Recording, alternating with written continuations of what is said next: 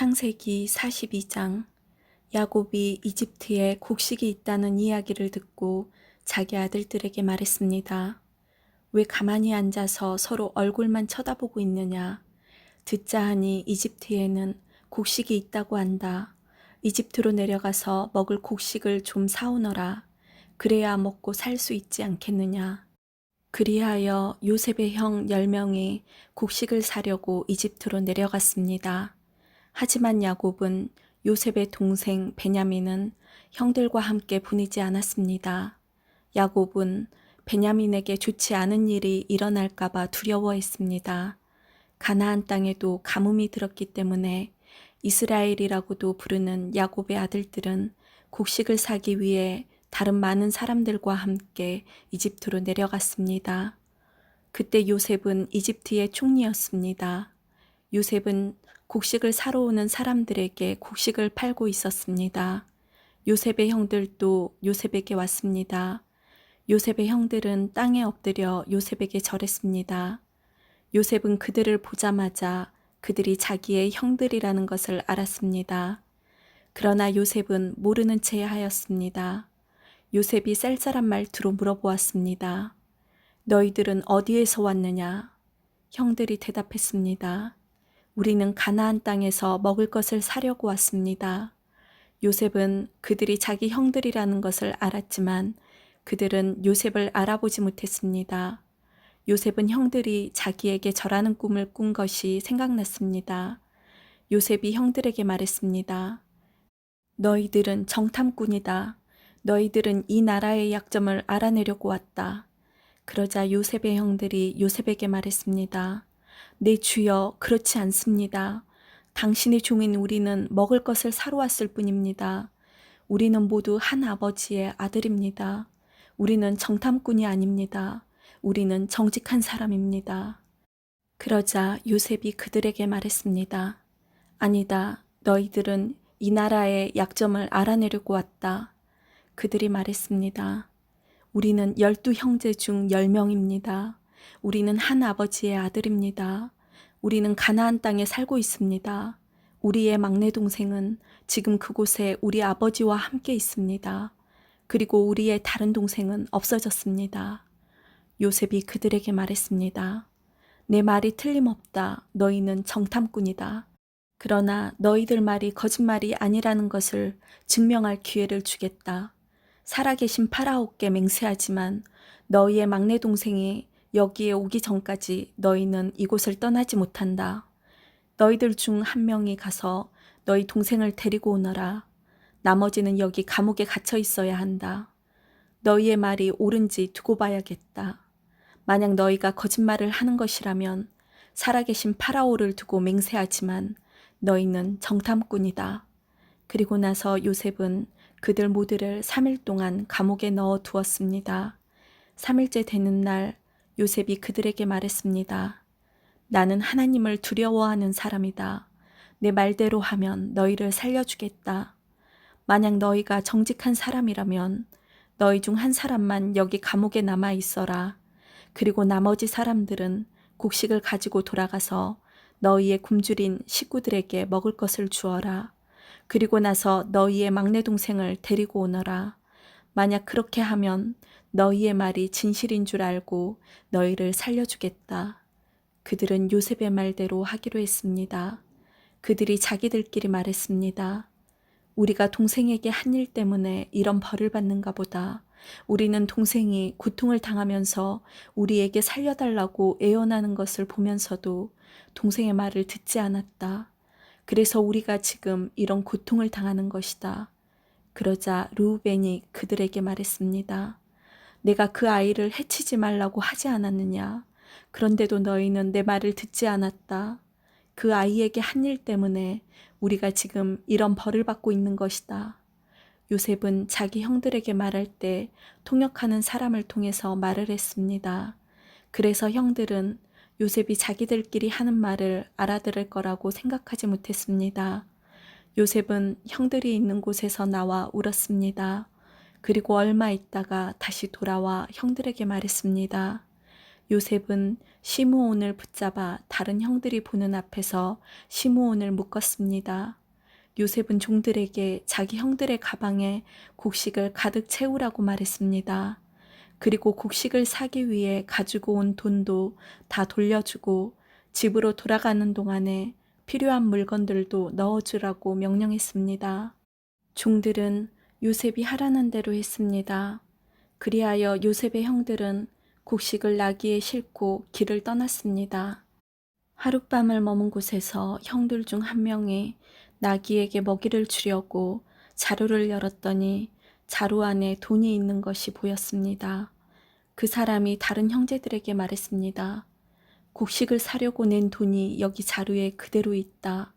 형들은 매우 놀라면서 자기들끼리 하나님께서 우리를 어떻게 하시려고 이런 일을 하셨는가 하고 말했습니다. 형들이 가나안 땅에 있던 자기 아버지 야곱에게 돌아갔습니다. 그들은 지금까지 일어난 일을 모두 야곱에게 이야기해 주었습니다. 그 땅의 주인이 우리에게 엄하게 말했습니다. 그 사람이 우리가 자기네 나라를 정탐하러 온 줄로 알길래 우리는 정탐꾼이 아니라 정직한 사람이라고 말했습니다.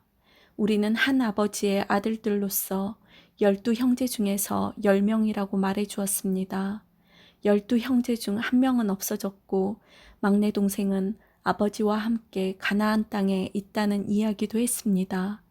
그러자 그 땅의 주인이 우리에게 말했습니다. 너희가 정직한 사람이라는 것을 증명하려면 이렇게 하여라.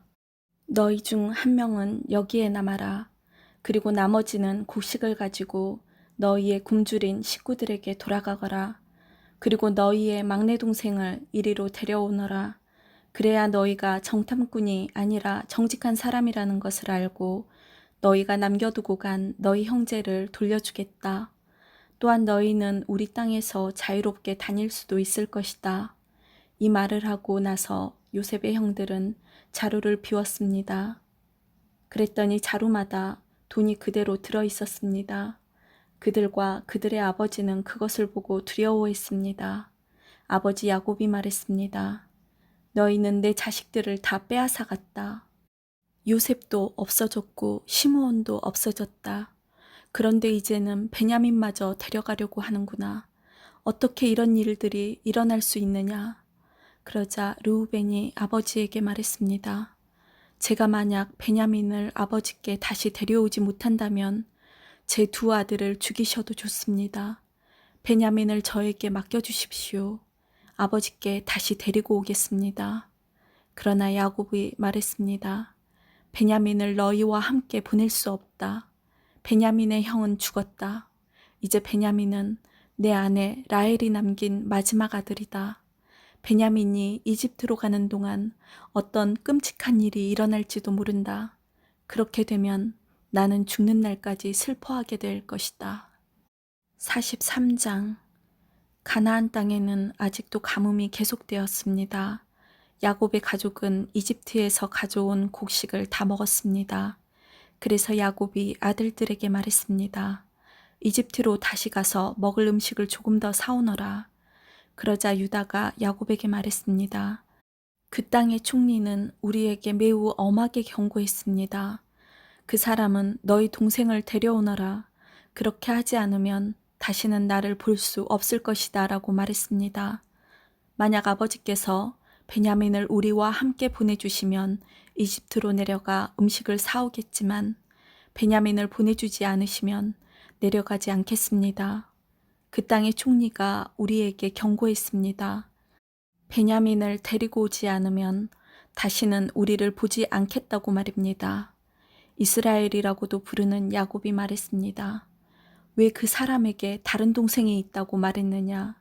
너희가 나에게 큰 고통을 주는구나. 야곱의 아들들이 대답했습니다. 그 사람이 우리와 우리 가족에 대해서 자세히 물어보았습니다. 그 사람은 너희 아버지가 아직 살아 계시냐? 너희에게 다른 동생이 있느냐? 하고 물어보았습니다. 우리는 그저 그의 물음에 대답했을 뿐입니다. 그 사람이 나머지 동생을 데리고 오라고 말할 줄을 우리가 어떻게 알았겠습니까? 그때에 유다가 아버지 이스라엘에게 말했습니다. 베냐민을 우리와 함께 보내주십시오. 그러시면 지금 당장 떠나겠습니다. 그렇게 하셔야 우리가 죽지 않고 살 수 있습니다. 아버지와 우리 자식들이 살 수 있습니다. 제가 틀림없이 베냐민을 잘 돌보겠습니다. 제가 책임지겠습니다. 만약 제가 아버지께 베냐민을 다시 데리고 오지 못한다면 죽을 때까지 저를 욕하셔도 좋습니다. 이렇게 시간을 낭비하지 않았다면 벌써 2번은 다녀왔을 것입니다. 그러자 그들의 아버지 이스라엘이 말했습니다. 정 그렇다면 이렇게 하여라. 우리 땅에서 나는 것 중에서 가장 좋은 음식을 너희 자루 속에 담아 가거라. 그리고 그것을 그 사람에게 선물로 주어라. 유향과 꿀을 가지고 가고 향료와 몰약과 유향나무 열매와 아몬드도 가져가거라. 이번에는 돈도 2배로 가지고 가거라. 지난번에 너희 자루 속에 놓여있던 돈을 돌려주어라. 아마 실수로 그런 일이 있었던 것 같다. 그리고 베냐민을 데리고 가거라.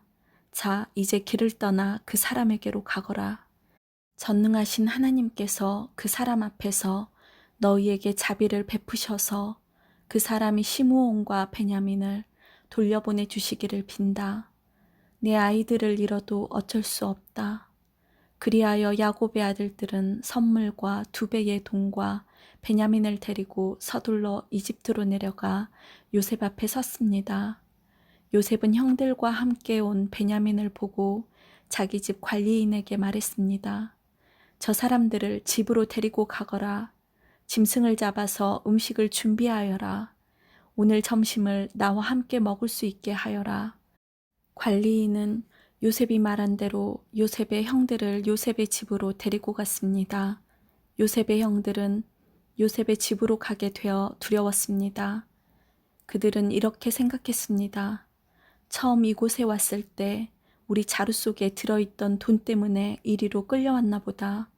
저 사람은 우리를 쳐서 우리를 노예로 만들고 우리 나귀를 빼앗으려 하는구나. 그래서 요셉의 형들은 요셉의 관리인에게 가서 그 집 문에서 말했습니다. 나의 주여, 우리는 전에 이곳에 음식을 사러 온 적이 있습니다. 음식을 사가지고 집으로 돌아가다가 하룻밤을 묵은 곳에서 자루를 풀어보니 돈이 자루 속에 그대로 들어있었습니다. 우리는 그 돈을 돌려드리려고 이렇게 그대로 가지고 왔습니다. 그리고 음식을 살 돈도 따로 가지고 왔습니다. 우리 자루 속에 돈을 넣은 사람이 누구인지 우리는 모르겠습니다. 그러자 관리인이 대답했습니다. 괜찮습니다. 두려워하지 마십시오. 당신들 아버지의 하나님이 되시며 당신들의 하나님이 되시는 분께서 그 돈을 자루 속에 넣어 주셨을 것입니다. 나는 당신들이 지난번에 낸 곡식값을 받았습니다. 그리고 나서 관리인은 그들에게 시므온을 데려다 주었습니다. 관리인은 요셉의 형들을 요셉의 집으로 데리고 갔습니다. 관리인이 그들에게 물을 주자 그들은 발을 씻었습니다. 관리인은 그들의 나귀들에게 먹을 것을 주었습니다. 그들은 그곳에서 요셉과 함께 점심을 먹는다는 이야기를 듣고 정오가 되어 요셉이 오면 주려고 선물을 챙겨 놓았습니다. 요셉이 집으로 오자 요셉의 형들은 준비해 온 선물을 요셉에게 주었습니다. 그리고 나서 그들은 땅에 엎드려 절했습니다. 요셉은 그들에게 잘 있었느냐고 묻고 또 당신들이 말했던 늙으신 아버지는 안녕하시오. 그분이 아직도 살아계시오 하고 물어보았습니다. 요셉의 형들이 대답했습니다. 당신의 종인 우리 아버지는 안녕하십니다. 그분은 아직 살아계십니다. 대답을 마친 후에 그들은 요셉 앞에서 머리를 숙여 다시 절했습니다. 그때의 요셉은 자기와 어머니가 같은 친동생 베냐민을 보고 이 사람이 당신들이 말했던 그 막내 동생이요 라고 물었습니다. 그리고 나서 요셉이 베냐민에게 말했습니다. 얘야, 하나님께서 너에게 은혜를 베푸시기를 바란다. 그 말을 마치고 요셉은 서둘러 자리를 떠났습니다. 요셉은 자기 동생 베냐민을 보니 눈물을 참을 수가 없었습니다. 그래서 요셉은 자기 방으로 가서 울었습니다. 요셉은 울음을 그친 후에 얼굴을 씻고 밖으로 나왔습니다. 요셉은 자기 마음을 달래면서 음식을 내와라 하고 말했습니다. 그러자 사람들이 요셉의 상을 따로 차리고 요셉의 형들의 상도 따로 차렸습니다. 그리고 요셉과 함께 음식을 먹는 이집트 사람들의 상도 따로 차렸습니다. 이집트 사람들은 히브리 사람을 싫어해서 그들과 함께 밥을 먹는 법이 없었기 때문입니다. 요셉의 형들은 요셉 앞에 앉았는데 맏형부터 막내 동생까지 자리가 나이 순서대로 정해져 있었습니다. 그들은 놀라서 서로 얼굴을 쳐다보았습니다. 요셉은 자기 상에 놓인 음식을 형들의 상에 가져다 주게 했는데 베냐민에게는 다른 사람들보다 5배나 더 주었습니다. 요셉의 형들은 요셉과 함께 먹고 마시며 즐거워했습니다. 44장. 그 후에 요셉이 자기 집의 관리인에게 명령을 내렸습니다.